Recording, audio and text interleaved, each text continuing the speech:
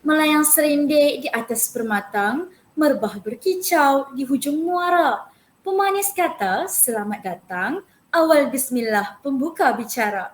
Assalamualaikum warahmatullahi wabarakatuh dan salam sejahtera saya ucapkan kepada moderator, barisan panel penilai, pensyarah pembimbing, rakan-rakan seperjuangan serta hadirin hadirat yang saya hormati sekalian.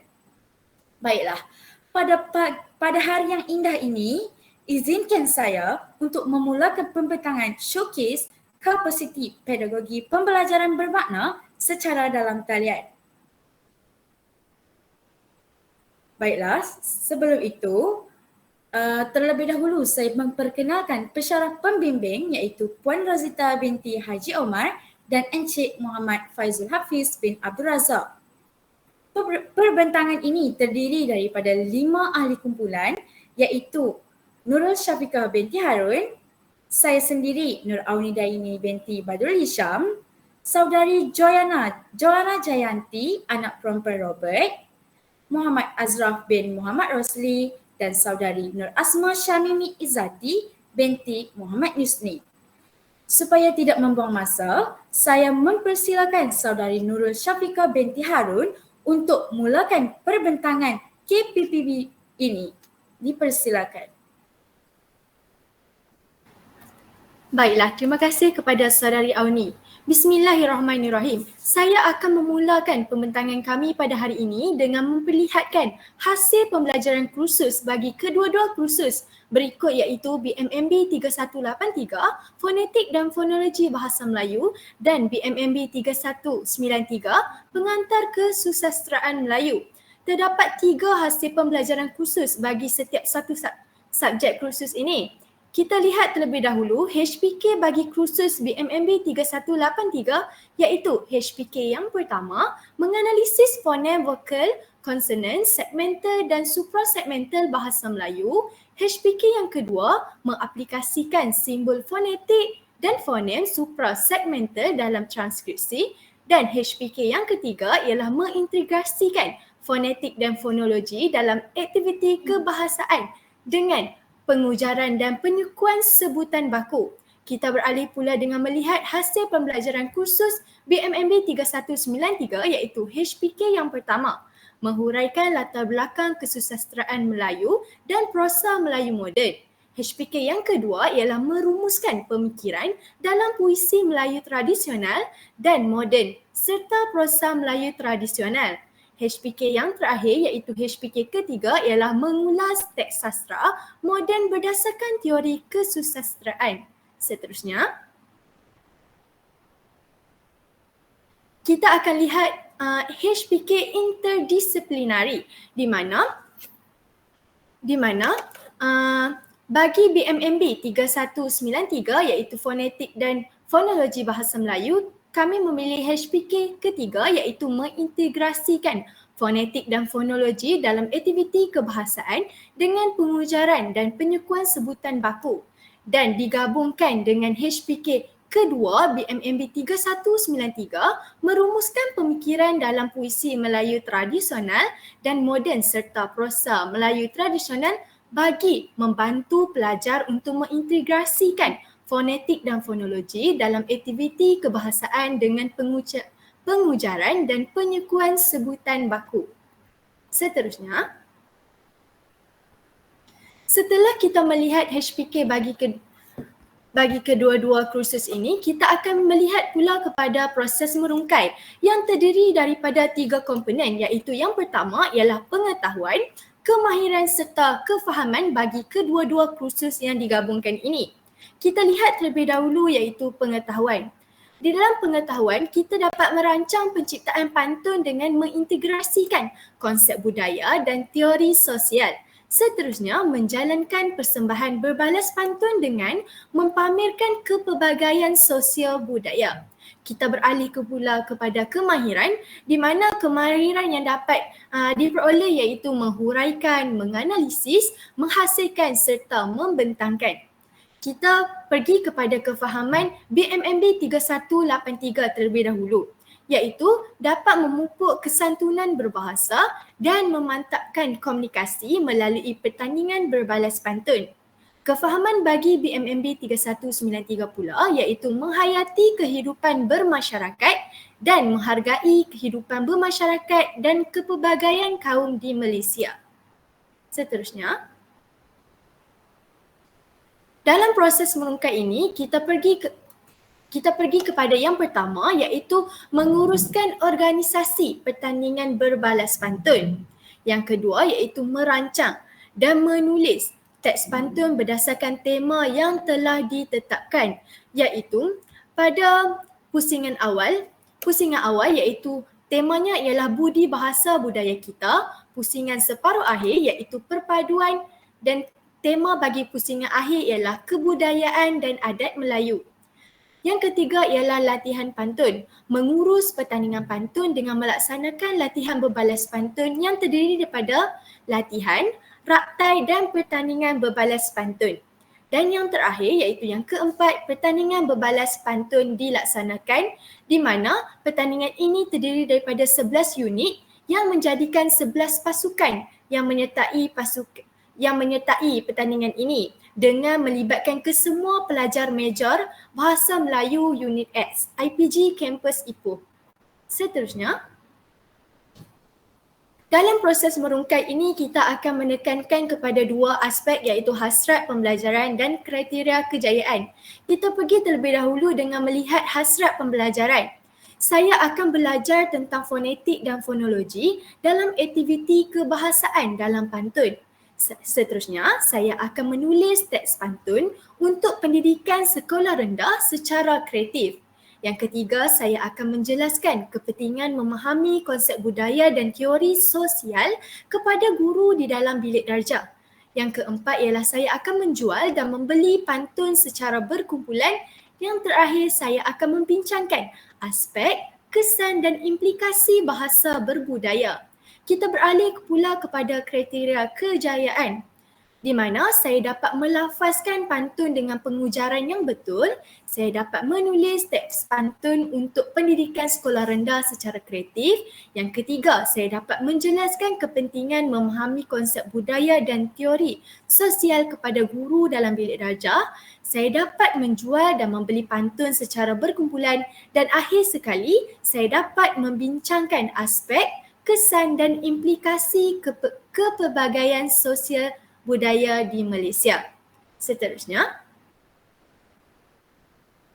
baiklah saya serahkan kepada saudari Joanna. Sekian, terima kasih.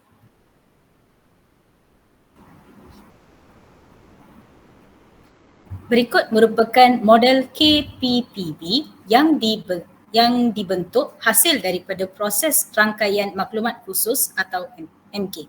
Setelah meneliti hasil pembelajaran khusus bagi kod khusus BMMB 3183 dan BMMB 3193, kami mendapati kedua-dua khusus ini telah menyokong idea utama atau big idea iaitu nilai estetika dalam pantun Melayu. Seterusnya, kami menayang essential questions atau EQ yang dicetuskan oleh dua kursus tersebut yang menuju ke arah big idea yang dibentangkan sebentar tadi. Soalan-soalan berikut akan membantu pelajar untuk mencapai idea utama bagi KPPB ini. Soalan pertama, apakah matlamat, dasar dan ciri-ciri sebutan baku? Mengapa perlunya pengaplikasian pengujaran dan penyukuan dalam sebutan baku? Jelaskan maksud aktiviti kebahasaan. Sejauh mana aktiviti kebahasaan dapat meningkatkan kebolehan individu untuk berkomunikasi? Sejauh mana bahan bantu belajar bersumberkan teknologi maklumat dan komunikasi (TMK) dapat mengintegrasikan fonetik dan fonologi dalam aktiviti kebahasaan? Keenam, mengapakah pelajar perlu menjana idea yang kritis dan kreatif dalam merumuskan pemikiran dalam puisi Melayu tradisional dan moden serta prosa Melayu tradisional.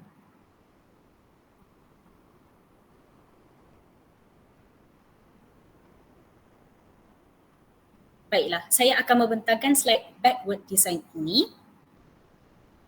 Backward design ini dimulakan dengan menetapkan hasil pembelajaran khusus atau dikenali sebagai CLO diikuti dengan menetapkan bukti hasilan atau pentaksiran dan diakhiri dengan pelan pembelajaran bermakna. Slide backward design ini mendapat inspirasi dari konsep CAP yang terdiri daripada content, assessment dan planning. Baik, sekarang saya akan membentangkan tugasan pentaksiran bagi kedua-dua kursus ini. Menurut Fakhru Razi 2018, pembelajaran berkesan apabila mencapai objektif pembelajaran yang diinginkan sesuai dengan indikator pencapaian.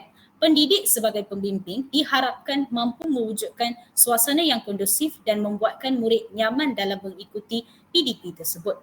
Bagi meningkatkan pembelajaran yang efektif, pendekatan yang tepat diperlukan supaya PDP dapat dilaksanakan dengan lancar dan optimum. Baiklah, kita sudah pun tahu apa itu pembelajaran berkesan. Mari kita lihat tugasan pentaksiran bagi kedua-dua kursus ini. Bagi kursus BMMB 3183, soalannya berbunyi, anda diminta untuk mengintegrasikan fonetik dan fonologi dalam aktiviti kebahasaan dengan pengujaran dan penyukuan sebutan baku. Aktiviti tersebut merupakan aktiviti berbalas pantun yang dilaksanakan dalam bentuk pertandingan. Bagi kursus BMMB 3193, soalannya berbunyi, pilih satu puisi sama ada puisi tradisional atau moden, kemudian rumuskan pemikiran yang terdapat dalam puisi tersebut. Rumusan haruslah menepati ciri-ciri persembahan dengan mengintegrasikan kemahiran komunikasi. Pemetaan yang dapat dilihat melalui kedua-dua kursus ini ialah kursus BMMB 3193 iaitu kursus yang mengajar kesusasteraan Melayu yang mengandungi puisi tradisional iaitu pantun. Pantun merupakan puisi tradisional Melayu yang mempunyai ciri-ciri seperti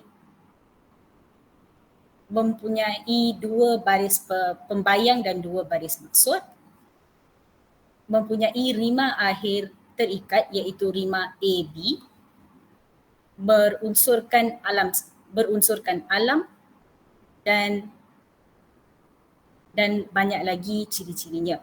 Bagi khusus BMMB 3183, khusus ini berkait dengan BMMB 3193 dengan adanya suprasegmental di mana peserta pertandingan pantun tersebut haruslah menggunakan tekanan, nada suara dan jedah semasa aktiviti jual beli pantun itu dilaksanakan. Baik, sekarang saya akan membentangkan aktiviti pembelajaran dengan menggunakan kaedah where to. Pertama, where. Ke mana arah tujuan KPPB yang dilaksanakan bagi kedua-dua kursus ini. Kedua, hook. Menarik minat pelajar dalam menyertai pertandingan atau aktiviti berbalas pantun ini. Ketiga, equip. Membantu pelajar meneroka dan mengalami idea utama. Keempat, rating. Menyediakan ruang dan peluang untuk pelajar berfikir semula dan menyimak. Evaluate. Pelajar diberi peluang menilai kerja mereka dan implikasinya terutamanya dalam pantun.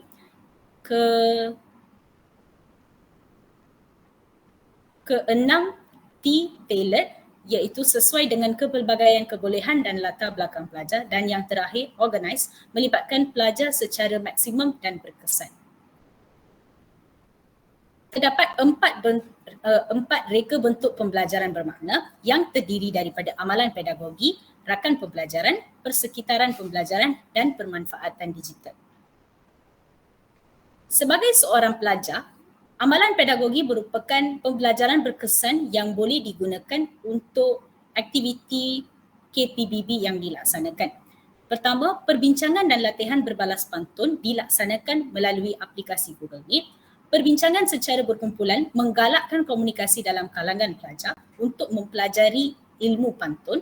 Ketiga, berkongsi contoh pantun dalam aplikasi WhatsApp. Keempat, belajar menulis pantun yang bagus dengan bantuan buku pantun seperti Ecosfera.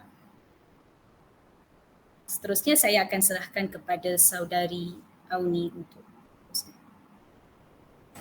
Okey, seterusnya kita lihat kepada reka bentuk pembelajaran bermakna yang seterusnya iaitu rakan pembelajaran. Baiklah, yang pertama, kami telah bekerjasama dengan Jabatan Pengajian Melayu IPG Kampus Ipoh di mana terdapat pensyarah daripada Jabatan Pengajian Melayu IPG KI ini telah menjadi juri kepada aktiviti pertandingan pantun dan terdapat juga pensyarah di dalam Jabatan Pengajian Melayu ini telah menjadi guru pembimbing dalam menjayakan aktiviti pertandingan berbalas pantun ini. Kemudian kami juga telah bekerjasama dengan Jawatan Kuasa Kebudayaan dan Kesenian IPG Kampus Ipoh. Dan seterusnya, rakan pembelajaran yang seterusnya ialah Pelajar Meja Bahasa Melayu Unit S IPG Kampus Ipoh. Seterusnya. Kemudian kita lihat pula kepada persekitaran pembelajaran. Yang pertama, kami telah melakukan latihan di sekitar kawasan asrama. Kemudian kami juga menggunakan aplikasi Google Meet untuk perbincangan mencipta teks pantun bersama dengan ahli-ahli kumpulan yang lain. Kemudian kami juga melakukan latihan di perpustakaan bersama-sama pensyarah pembimbing. Dan kami juga membuat latihan di Dewan Seri Melati bagi sebagai raktai untuk hari esoknya. Kemudian kami juga melakukan latihan di perpustakaan bersama pemantun-pemantun yang lain. Kemudian gambar yang seterusnya di sini kita dapat lihat adanya banting pertandingan berbalas pantun di mana menunjukkan bukti bagi pelaksanaan program ini telah dilangsung. Seterusnya. Okey, kami juga menggunakan pemanfaatan digital berdasarkan internet. Kemudian kami juga menggunakan aplikasi YouTube, TikTok dan juga WhatsApp. Seterusnya. Kemudian mari pula kita lihat kepada model pembelajaran pelajar yang terdiri daripada perhubungan, aspirasi dan belajar cara belajar. Yang pertama kita lihat dulu perhubungan di mana aktiviti pertandingan pantun ini dapat mengeratkan hubungan antara pelajar tanpa mengira kaum. Kita dapat lihat gambar di situ di mana adanya pelibatan pemantun daripada pelbagai kaum. Kemudian dari segi aspirasi pula, kita dapat menghasilkan teks pantun yang mengetengahkan unsur tata susila dan kesopanan. Di situ kita dapat lihat seorang pemantun daripada ahli kumpulan saya yang berdiri untuk menjual pantunnya.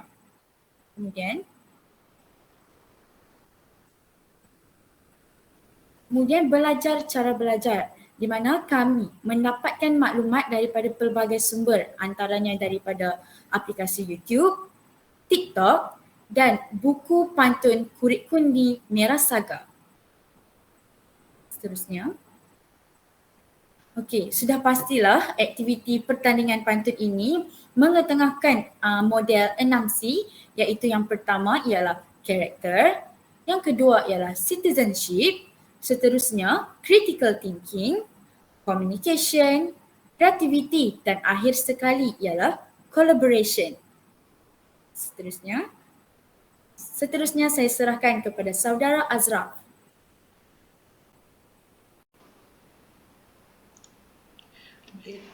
Baiklah, terima kasih kepada saudari Aunida ini. Saya mulakan dengan elemen pertama yang terdapat dalam model kompetensi global 6C iaitu karakter, di mana belajar cara belajar, ketabahan, kecekalan, ketekunan dan ketahanan. Seterusnya peraturan diri, tanggungjawab dan integriti. Seterusnya menjana pengetahuan dan akhir sekali pemanfaatan digital. Berdasarkan gambar yang pertama iaitu berdisiplin semasa menjalankan latihan tanpa mengira kaum, di mana kami satu kumpulan telah menggunakan platform Google Meet sebagai wadah untuk menjalankan aktiviti berbalas pantun. Kemudian apabila sampai di Institut Pendidikan Guru Kampus Ipoh ini, kami komited untuk menjalankan latihan berbalas pantun di depan asrama. Seterusnya. Baiklah, seterusnya ialah citizenship di mana memahami nilai dan pandangan global. Kedua, menyelesaikan masalah dunia sebenar. Ketiga, pengetahuan dalam konteks pengetahuan budaya Malaysia. Keempat, memahami nilai murni dan pemanfaatan digital di mana kami telah melakukan persediaan pertandingan berbalas pantun yang menggalakkan kerjasama antara ahli kumpulan. Seterusnya adalah sesi latihan berbalas pantun yang melibatkan pelbagai kaum iaitu antara kami Melayu, India dan Cina. Elemen yang ketiga dalam model kompetensi global 6C ialah critical thinking iaitu pemikiran kritis di mana yang pertama menilai maklumat dan hujah, membuat perkaitan dan mengenal pasti pola. Ketiga, pembinaan ilmu yang bermakna. Seterusnya, pembinaan ilmu secara kolaboratif dan pemanfaatan digital di mana kami perlu melakukan proses untuk memahami kehendak soalan daripada BMMB 3183 dan BMMB 3193 untuk melaksanakan pertandingan berbalas pantun antara unit X ini. Seterusnya, pertandingan pantun yang menunjukkan kebahasaan ini menunjukkan tata tusila yang ditampilkan. Elemen seterusnya ialah kreativiti di mana menyoal menggunakan soalan inquiry yang tepat. Kedua, keusahawanan ekonomi dan sosial. Ketiga, mengambil kira idea dan penyelesaian-penyelesaian baru. Dan keempat, kepimpinan untuk melaksanakan tindakan. Dan akhir sekali, pemanfaatan digital. Kreativiti ini ditunjukkan apabila pelajar berbilang kaum membuat persembahan selepas pusingan awal dan pusingan separuh akhir pantun. Di mana saudari Di Minci iaitu seorang pelajar Cina dari unit X8 telah membuat persembahan nyanyian selepas pusingan awal, manakala saudara Wan Nabihan dan saudara Alif telah membuat persembahan nyanyian juga selepas pusingan separuh akhir. Dan pada akhir majlis pertandingan berbalas pantun ini ada ditayangkan tayangan montaj yang saya fahamkan mereka telah menggunakan aplikasi CapCut untuk menghasilkan montaj yang hebat ini. Seterusnya, kreativiti turut ditampilkan oleh peserta-peserta pemantun apabila mereka memakai pakaian adat Melayu yang merupakan tema pemakaian yang telah ditetapkan untuk pertandingan ini. Seterusnya, proses dalam penciptaan pantun berdasarkan tema iaitu tema budi bahasa budaya kita untuk pusingan awal, perpaduan untuk pusingan separuh akhir dan kebudayaan adat Melayu untuk pusingan akhir turut menunjukkan kreativiti pemantun untuk mencipta pantun mereka dalam jual dan beli. Seterusnya, baiklah, communication ataupun komunikasi. Komunikasi yang koheren menggunakan pelbagai mod komunikasi. Kedua, komunikasi yang direka khas, yang direka untuk audiens khusus. Dan ketiga, perbezaan dan kepentingan komunikasi multimodal. Keempat, refleksi terhadap proses pembelajaran dan yang terakhir sekali, pemanfaatan digital. Kami telah menggunakan komunikasi dua hala dalam perbincangan kumpulan semasa berlatih berjual beli pantun. Selain itu, kami turut menggunakan platform Google Meet untuk berbincang tentang pantun semasa cuti pertengahan SEM. Dan seterusnya ialah collaboration ataupun kolaboratif. Kolaboratif ialah saling bergantung dalam satu kumpulan, kemahiran interpersonal dan berkumpulan, kemahiran sosial, emosi dan silang budaya, menguruskan dinamika dan cabaran dan akhir sekali pemanfaatan digital di mana adanya kolaboratif antara unit-unit X yang lain. Maksudnya adanya sifat-sifat kolaboratif antara pemantun-pemantun daripada unit X yang lain lah. Dan ada juga kolaboratif yang melibatkan pelbagai kaum daripada Melayu, Cina dan India yang menyertai pertandingan berbalas pantun ini. Baiklah, seterusnya saya serahkan kepada saudari Mimi. Silakan. Terima kasih saya ucapkan kepada saudara Azraf. Baiklah, saya akan meneruskan pembentangan ini dengan memperkenalkan elemen 3R. 3R tersebut terdiri daripada elemen pertama iaitu relationship, yang kedua rigor dan yang ketiga adalah relevant. Bagi elemen relationship, kami telah berjaya mewujudkan persekitaran perhubungan antara siswa guru dan berbilang kaum secara aktif yang mana dapat kita lihat terdirinya daripada kaum Melayu, kaum India dan kaum Cina yang melibatkan diri dalam pertandingan berbalas pantun. Elemen yang kedua iaitu rigor telah berjaya menghasilkan mencipta dan juga melafazkan pantun dalam kalangan peserta-peserta pantun sewaktu pertandingan tersebut. Dan elemen yang terakhir iaitu relevan telah berjaya mengaplikasikan bahasa berbudaya dalam masyarakat. Seterusnya, bagi elemen yang kedua iaitu elemen 3E terdiri daripada engagement, extension dan juga enhancement. Bagi elemen engagement telah berjaya melibatkan semua pelajar daripada unit X meja bahasa Melayu. Yang kedua, extension juga telah berjaya mewujudkan elemen pantun dalam pendidikan sehingga boleh membantu untuk mengembangkan bakat dalam kemahiran insaniah dalam diri para pelajar. Dan dalam elemen enhancement telah berjaya memastikan pelajar untuk menerima nasihat dan juga motivasi daripada pensyarah pembimbing dalam meningkatkan kualiti penyampaian pantun sewaktu mereka menyertai pertandingan tersebut. Seterusnya, baiklah, berdasarkan slide tersebut, kami ada sertakan poster sujana iaitu terdiri daripada kumpulan kami yang telah berjaya menyertai pertandingan berbalas pantun antara unit X. Antara peserta ataupun nama kumpulan kami terdiri daripada Muhammad Azraf bin Muhammad Rosli, Nur Auni Dayani binti Badru Hisham, saya sendiri Nur Asma Syamimi Izzati binti Muhammad Yusni dan yang terakhir Joanna Jayanti anak perempuan Robert.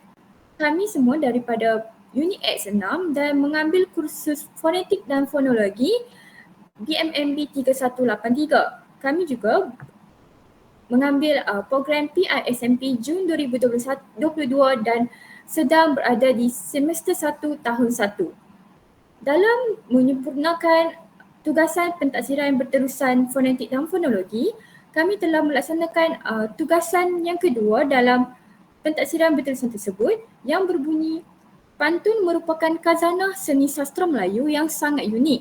Pantun merupakan sejenis puisi lama yang paling luas diketahui berbanding dengan bentuk-bentuk puisi lisan Melayu yang lain di alam Melayu, khususnya di Malaysia. Ramai orang Melayu yang menganggap bahawa pantun hanyalah sebagai kata-kata yang indah dan diungkapkan dalam majlis-majlis tertentu sahaja. Hakikatnya, pantun melambangkan minda orang Melayu.